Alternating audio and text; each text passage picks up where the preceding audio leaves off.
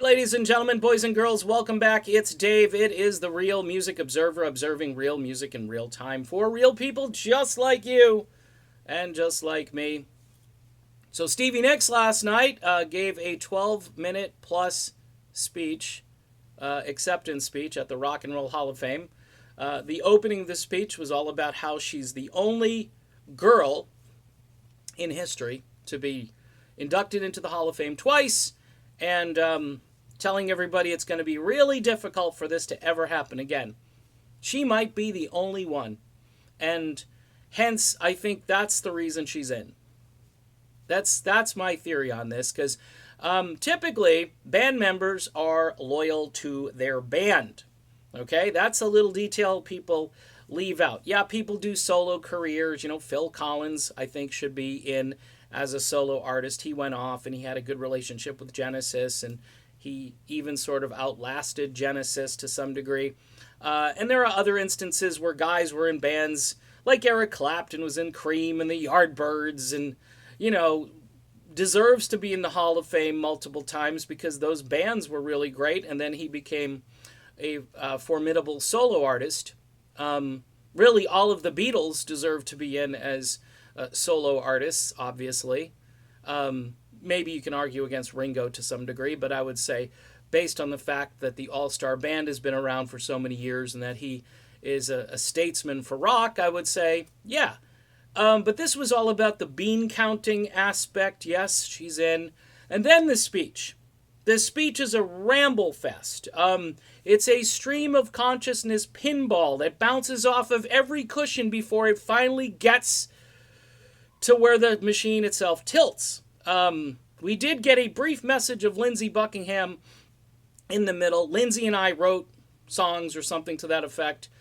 It was, very brief. It was fleeting. And then we get, to the end of the speech, and you're thinking the speech is going to finally get to the people she needs to thank. And basically, she talks about how strong her band still is today. Ooh, I don't know. That was an interesting phrase. Some would say yes, and some would say not so much. But she made it clear. Look, there was no acknowledgement of Lindsey helping her start her career. Nothing at all. And based on what's happened thus far, no acknowledgement of Lindsey get well soon. No, nothing. This was all about her. This was her evening, and she made it about her. And I'm not really surprised, people. I guess you would think human nature would kick in at some point, like the good angels would show up, but they didn't here. The highlight, though, of the entire thing was her duet with Don Henley, because it was great. There's no question about it. It was great. It was a great move to have Henley come out and sing the song with her, and they both looked good, and they both sang fairly well. So, as a rock fan, that's a plus, but as a fan of humanity, you have to look at the situation and think to yourself, how did this happen so quickly, where Lindsey Buckingham is just not in the picture and not even factored into the fact that she got where she got with a lot of his help.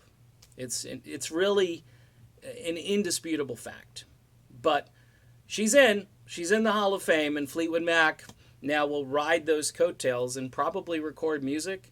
That's my theory. I think they'll record new music before the end of this year, after their tour is done. We'll see if that happens. But after bands get into the hall, ticket prices go up, and Irving Azoff, who's in the crowd, he's smiling all the way to the bank.